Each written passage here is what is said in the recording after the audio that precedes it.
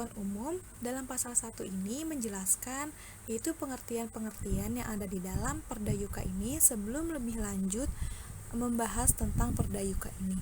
Silahkan dibaca dan dipahami apa itu pengertian-pengertian yang telah dijabarkan dalam pasal 1 ini.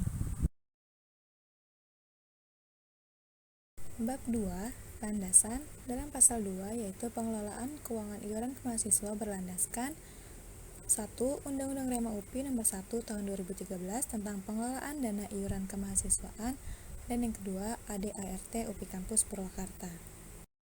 Bab 3, asas dan tujuan. Pasal 3, pengelolaan keuangan iuran kemahasiswaan berazaskan akuntabilitas dan transparansi. Dalam pasal 4, pengelolaan keuangan iuran kemahasiswaan bertujuan: pertama, menjalankan amanat ADART UPI Kampus Purwakarta mengenai perlu adanya peraturan daerah khusus mengenai pengelolaan dana iuran kemahasiswaan. 2. Mengatur pengelolaan keuangan kemahasiswaan guna terciptanya ketertiban pendistribusian dana kepada kelengkapan organisasi yang ada di dalam UPI Kampus Purwakarta. Yang ketiga, menciptakan sistem keuangan yang mudah digunakan oleh Ormawa di lingkungan UPI Kampus Purwakarta. Keempat, memperjelas peraturan mengenai pengelolaan dana iuran kemahasiswaan yang bersumber dari mahasiswa agar memiliki kekuatan hukum.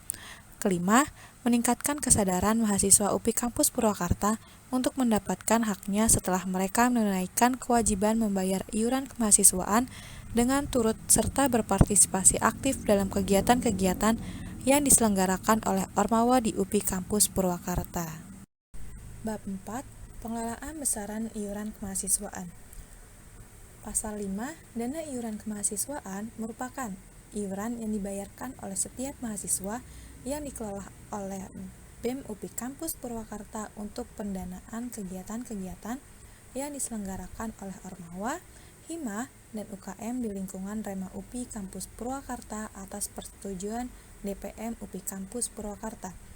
Pasal 6, besarnya dana iuran kemahasiswaan yang diterima oleh UPI Kampus Purwakarta dari mahasiswa baru sebesar Rp167.200 dibayarkan saat registrasi awal semester pertama.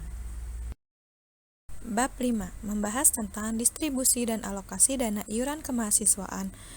Dalam pasal 7, distribusi dana iuran kemahasiswaan ialah penyaluran dana iuran kemahasiswaan kepada 1. Ormawa, Hima, dan UKM UPI Kampus Purwakarta berupa A. Dana bersama, B. Dana DPM, C. Dana BEM, D. Dana Hima, E. Dana UKM.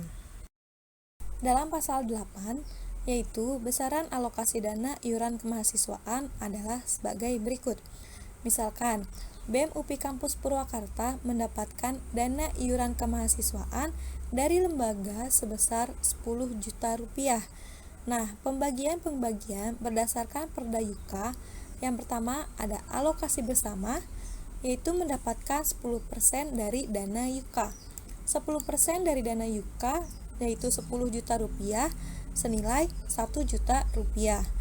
Alokasi bersama ini dibagi menjadi dua. Ada pemilu legislatif sebesar 50%, yaitu menjadi Rp500.000, dan tabungan bersama 50% senilai Rp500.000. Nah, akan tetapi di tabungan bersama dibagi lagi menjadi dua. Yang pertama, akademika 30% menjadi Rp150.000 dan peduli pendidikan 70% menjadi Rp350.000.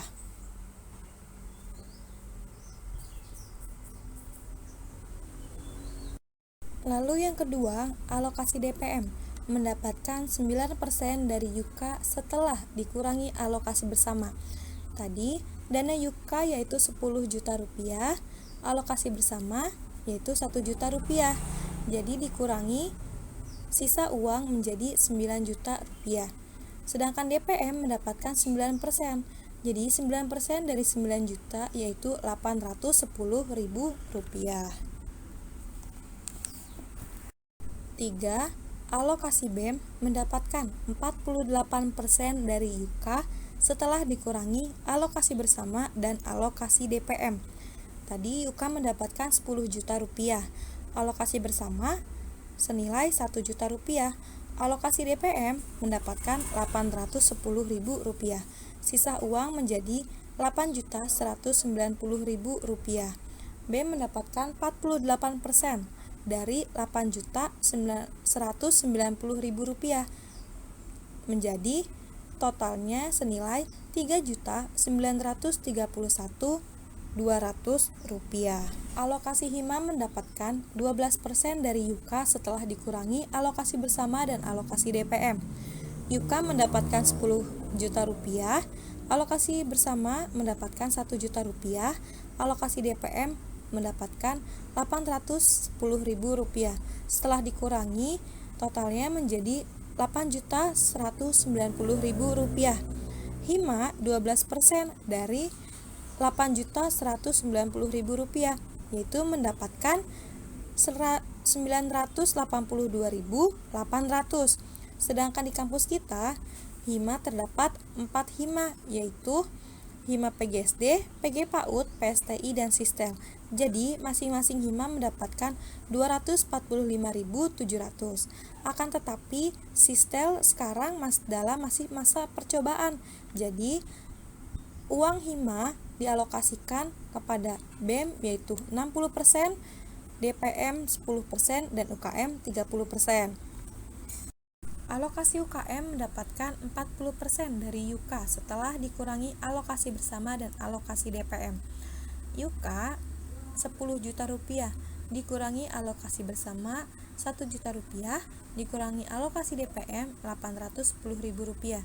Jadi totalnya senilai Rp8.190.000. UKM 40% dari Rp8.190.000 senilai Rp3.276.000. Di kampus kita terdapat 6 UKM. Jadi tiap-tiap UKM mendapatkan Rp546.000. Kita gabungkan dana keseluruhan yang sudah kita bagi-bagi, yaitu alokasi bersama Rp1 juta, alokasi DPM Rp810.000, alokasi BEM Rp3.931.200, alokasi hima Rp982.800, alokasi UKM Rp3.276.000, yaitu totalnya senilai Rp10 juta, sesuai dengan nilai yuka yang kita dapatkan, yaitu Rp10 juta. Nah, dalam bab 4, mekanisme pengajuan pencairan dana dan pertanggungjawaban penggunaan dana. Dalam bab ini, yaitu sesuai dengan SOP yang disosialisasikan oleh Bendahara BEM.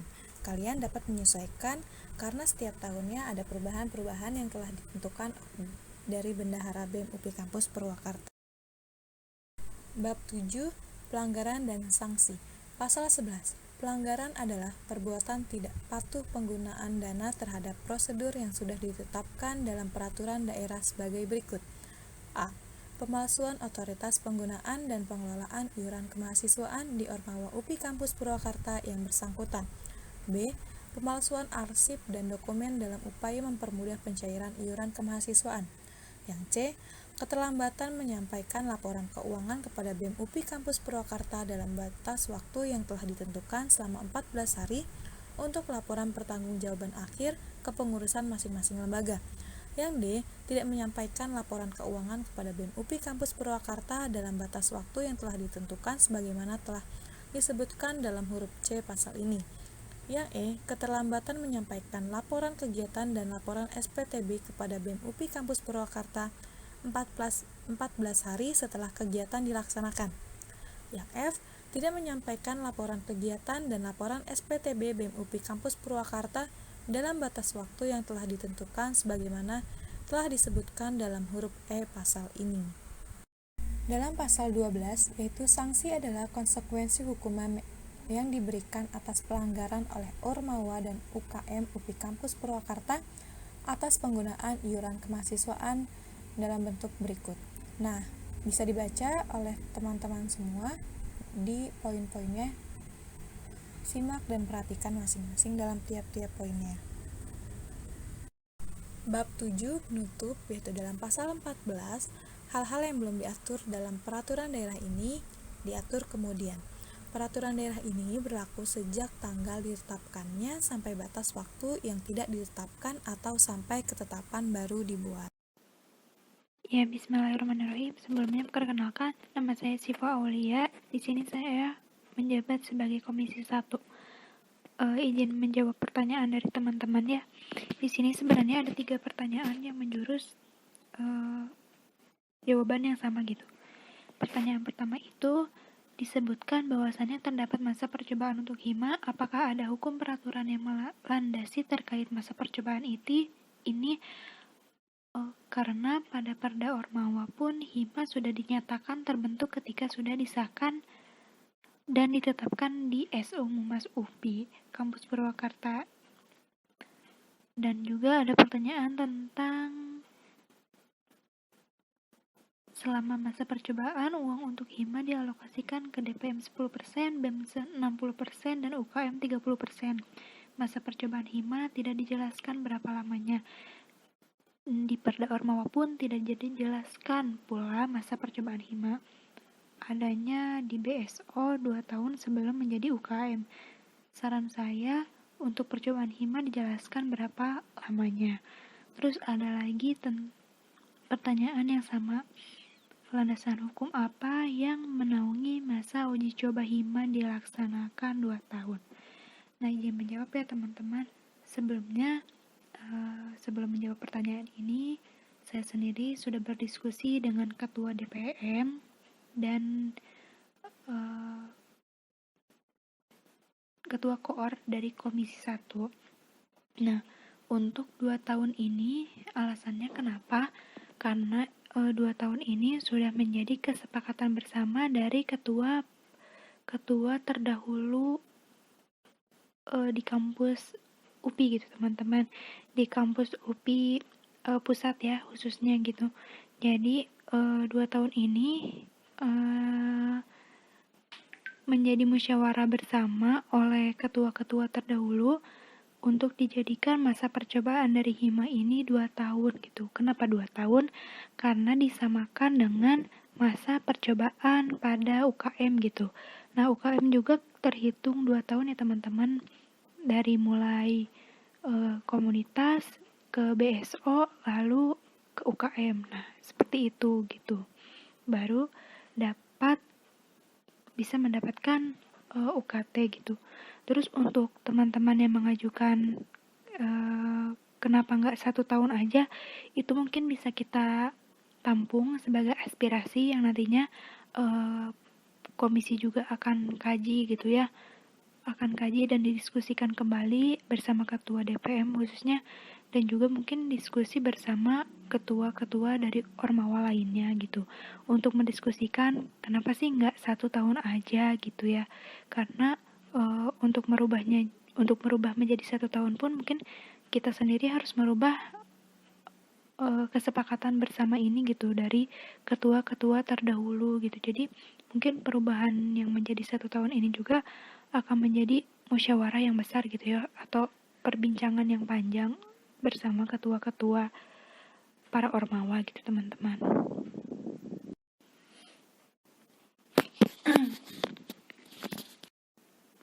Ya, selanjutnya ada yang bertanya tentang apa saja sih kendala dalam Perda IUK, dan apakah semenjak berlaku atau adanya Perda IUK ini apakah sudah pernah terjadi pelanggaran atau belum.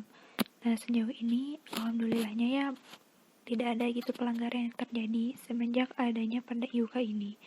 Malah dengan adanya Perda IUK ini mungkin keuangan menjadi lebih terkendali teman-teman, karena sudah dibahas juga di Perda IUK pada bab 3 pada pasal 4,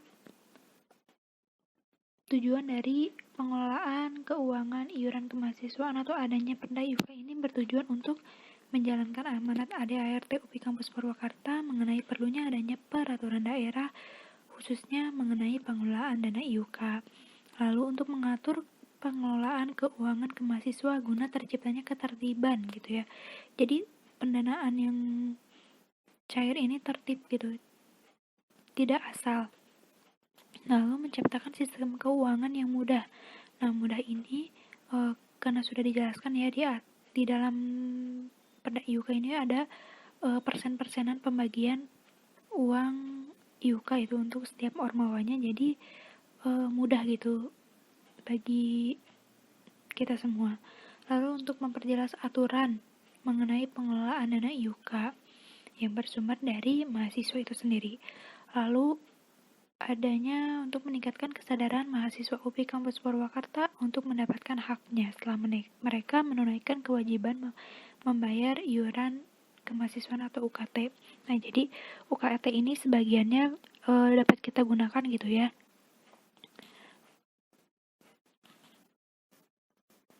Nah, selanjutnya juga ada yang bertanya tentang apakah besar dana IUK yang diterima oleh UPI Kampus Purwakarta dari mahasiswa baru selalu sebesar 167.200, apakah bisa berubah setiap tahunnya? Lalu pertimbangan apa aja yang dilihat DPM dalam membuat persetujuan dana iuran kemahasiswaan? Nah, untuk besaran dari mahasiswa baru, teman-teman, itu sudah diatur dalam Perda IUK Rema gitu ya teman-teman, nomor 1 tahun 2013. Nah, di sini pada bab 4 tentang distribusian dan dana alokasi iuran kemahasiswaan, pada pasal 7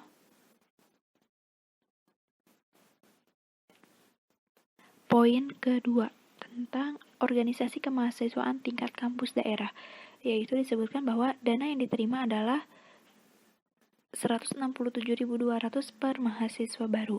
Nah, kalau misalkan berubah ini mungkin kita harus merombak gitu ya teman-teman, harus merombak isi dari perda ini yang nantinya harus kita kaji gitu perubahan-perubahan yang terjadi dalam perda IUK gitu. Jadi tidak asal berubah aja gitu karena sudah dicantumkan begitu.